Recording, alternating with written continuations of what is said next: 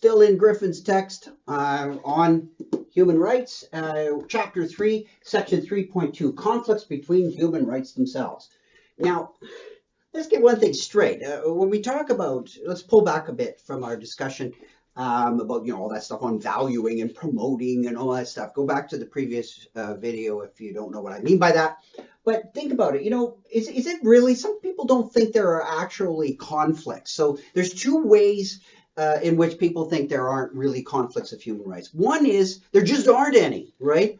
And the other is if you get your human rights theory correct, all the human rights things will be in their certain, shall we say, kind of like their own little separate rooms, and so they'll apply, and their jurisdictions will not bump into each other. They'll just be, you know, simply like this. That one won't override other. It'll work kind of like that old notion of, you know, the right of your fist ends where the right of my nose begins. So when you are putting your fist into my nose, you're in the wrong because you're stepping outside of the boundary of your rights. So as long as you stay within the parameters or the little zone, we're fine. I stay in my zone. So it's like, you know, like the old Treaty of Westphalia back in Europe a number of centuries ago. As long as you're kind of over there doing your human rights thing and I'm over here doing mine, everything's fine. That's a co-possibility picture. We'll look at that a little later. Some people, you know, may not really understand even the notion of conflict of things. So let's pull back a little bit and look at the distinction between moral conflict versus a hard choice. So sometimes things can seem to be a moral conflict, but they're really not a moral conflict. They're more like a difficult choice. And even what I'm about to say, you know, you could dig in and argue about it. But just for the sake of discussion, think of the following situation. You know, and you're walking down the street, and you know, you pass by a bank, and then you know, they always have those big bank trucks, and you know, there's always the guys, big people with guns guarding them, etc., etc. And there's bags of money. And let's say, you know, for the sake of discussion, that one of the trucks drives away and somebody left a bag of money on the bumper. It falls off, plop, right in front of you. You're right in front of the bank. You know, you saw the person take it out of the bank, and let's say you saw all this, and you're like, it's no question that that's the bank's money, right? And it's just bang, it falls in front of you. And let's say, you know, nobody's around, so let's say you could walk off with it. What do? Right? Is that a moral dilemma? Really? Is it? What's the right thing to do? Well, I think you could make a pretty clear case that the right thing to do is to put the money back, is to just simply take it back into the bank, plop, there you go, and everyone's, you know, says thanks, and that's it. You go on your merry way. I think that's pretty understandable. Legally, that's certainly what the law would expect you to do. The law wouldn't be too happy if you strolled off with that money and then tried to make up reasons why you took the money and didn't take it back into the bank. They wouldn't, you know, a judge wouldn't be too sympathetic, even if you tried to make an argument. So, but I think a lot of us would say, whoa, boy, like a big sack full of money, I could have sure used that. And that would have been awesome. I could have gone on a trip or bought a car or whatever. And we might even, you know, say, well, I could have given presents to my kids or to my parents or whatever.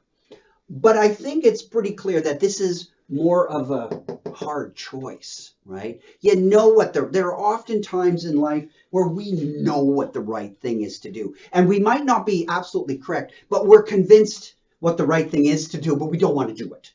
Right? That's a psychological sort of conundrum. Like, I'm kind of miserable with both of my outcomes. It's a psychological dilemma. I'm going to take the money and I'll feel terrible about it. And if I don't take the money and I just hand it back, it's really going to be difficult. And I might even regret doing that. So that's kind of like, you know, it's lousy no matter which way, but it's more psychological, right? So I'm just saying that you can make a pretty good argument that's just a hard choice. That's not really a moral dilemma. Moral dilemmas are more where no matter what you do, you're doing something wrong. That's a true dilemma. Now, the question is, are there real true dilemmas, right? Now, the ancient Greeks certainly thought so. I mean, they loved that stuff, right? You know, like the ancient Greeks were like, no, no, no, no, no. There's hard choices, whatever. We could care less about those. But there are real dilemmas. That's the stuff of theater.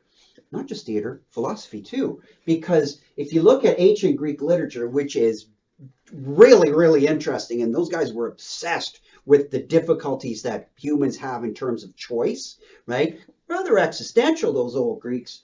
So the ancients, like Plato in the Republic, you know, right, bang, the Republic starts off with a kind of problem of conflicting norms and justice, and you know, like where Plato, Cephalus, which is a guy that Socrates encounters right at the beginning, and he talks about you know, paying, you know, what justice is, and he gives an example about like paying off your debts, right? And Socrates goes, well, as Socrates loved to do, you know, mess people up, got him in trouble. And Socrates, oh, so that's justice. It's like paying off your debts. Well, you borrow a weapon from a friend of yours, and you know, you're in his debt to return the weapon, which you should do. That's justice. So the right thing to do is to return the weapon. But then something happens to your friend, and he's like, you know, something goes wrong with him. And he comes back and he wants his weapon back, and you're thinking, hey, he's going to do some damage if I give this weapon back.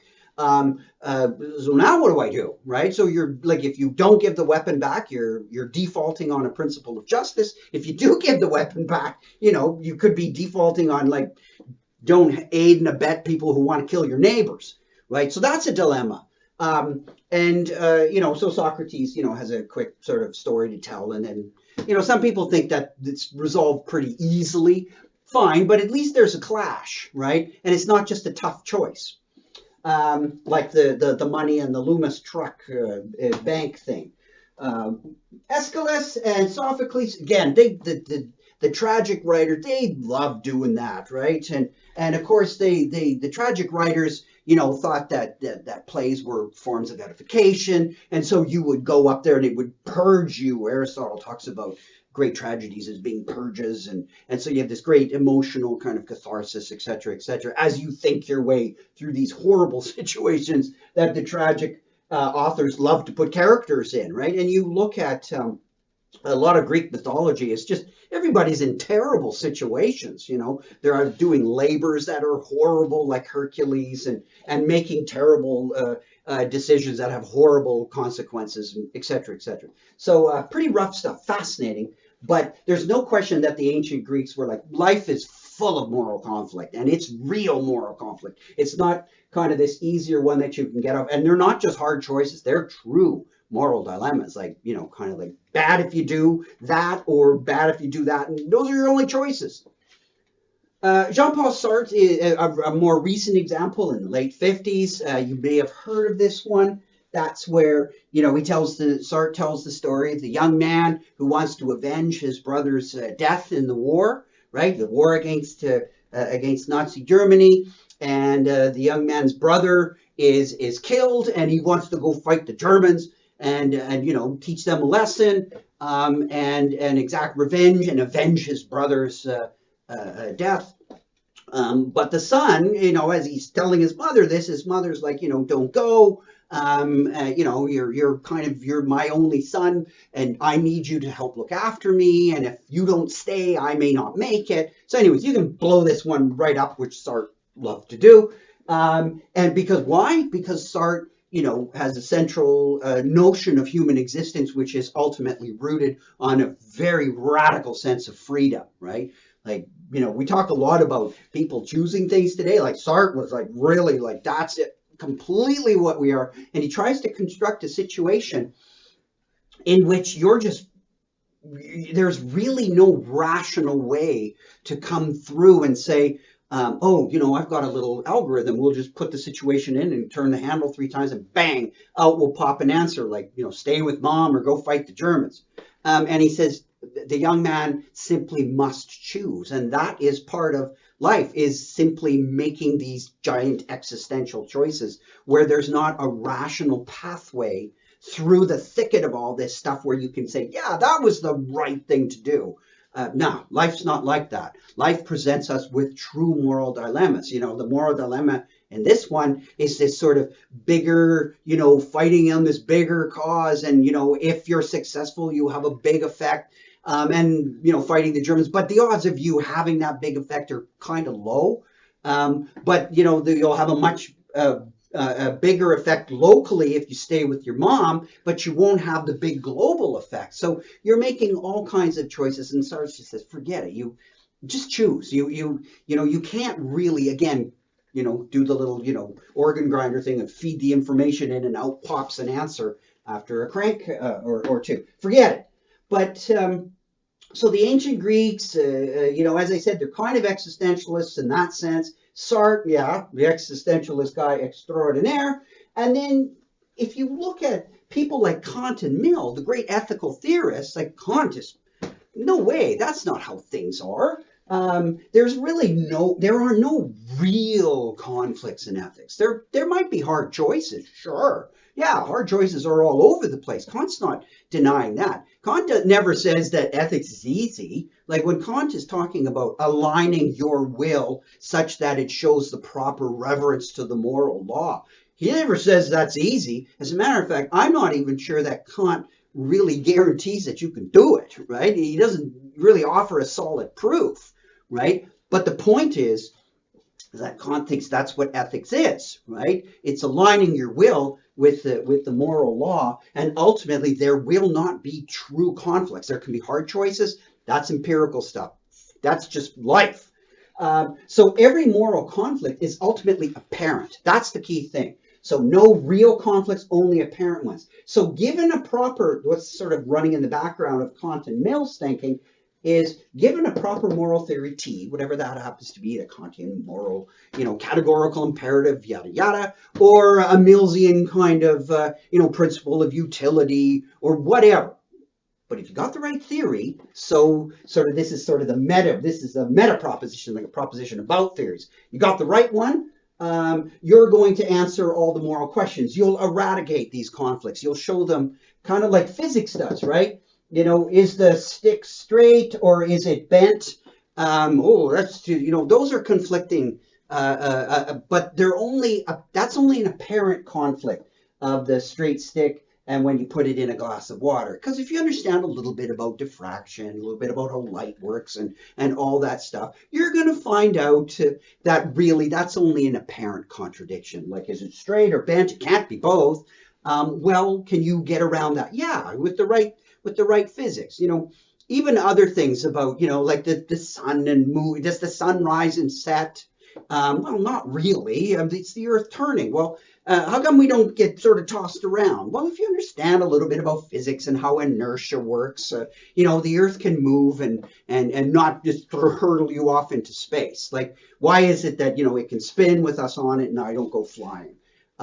People were puzzled about that. Why? Because they didn't have a theory of physics that could say, well, appearances, look, contradictions or conflicts are only appearances. Underneath, we have a theory that's going to explain it. And physics is full of examples of theories that have a deep structure that unite disparate, seemingly contradictory phenomena into one picture. Well, not surprisingly, Kant and Mill were especially Kant, deeply influenced by science. So given the proper theory, you're going to figure it all out.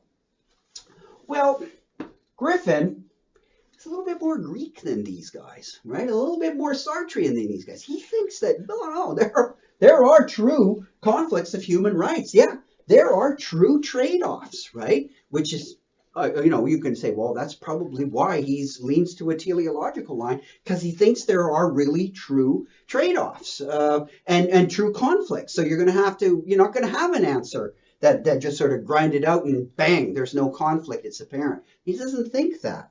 So he says that, that it might be, it's certainly perhaps the case that it's possible, but if we really think about all these things deeply, says Griffin, you're going to note that there are human rights conflicts. It's not that they're going to be co-possible, right? As when I gave that little right of your fist ends where the right of my nose, everything's they're co-possible. Human rights are all co-possible because they're separated in neat little separate domains. So co-possible. It's possible here, no conflict, co-possible. Well, he says he uses example of a clash, and he gives an example of a state situation where there's some kind of a emergency, and he ramps it right up where the situation where a state could violate human rights in the sense of it's got a clash of them. Let's say there's some kind of emergency situation, and that the state has some big act of terrorism. Okay, so a lot of these things when people talk about suspending or clashes of human rights, they usually involve these extreme situations. And it goes something like this, like in the sense that the state, under certain circumstances, could detain people without trial. So if it's running that the risk that there are people out there that want to, destroy public security, people have a right to live in a security, to security, and they also have a right to no detention without trial. But if someone is if there's a huge probability that something could be violated, like the security, and the state might say, well, look, we're going to protect public security by rounding up people that we suspect are going to destroy or try to destroy public security, like terrorists, okay? So in that sense, we can, in this kind of dragnet, we're going to run the risk of picking up innocent civilians, and maybe they will be detained for a little while without trial. Maybe not forever, but certainly it will be the case that in this dragnet of prioritizing the right to security, we could violate the human rights of innocence, right, to no detention without trial. So he thinks that's a clear case where there's a conflict. Now, you might go the other way and say, well, just because they're conflicting, I'm going to prioritize this one. I'm going to say, no, you don't get to do that. You don't get to violate human rights, a human right of no detention without trial. I don't care about this one, or I do care about it, but I'm going to prioritize this one. So the point is, it doesn't matter which side you take. What Griffin wants to just drive home is that there are certain kinds of clashes, and they're real. That's not just an apparent one. This is a true clash where where innocence can be affected. So we're not talking about the actual terrorists, because you would say that they don't have this right here. They forfeited that. But he's talking about just ordinary people that could get caught up in all this, and you would be prioritizing this right over innocents who have this right. So in the end, you clearly have a clash of rights that's not just simply resolvable. There is truly a trade-off.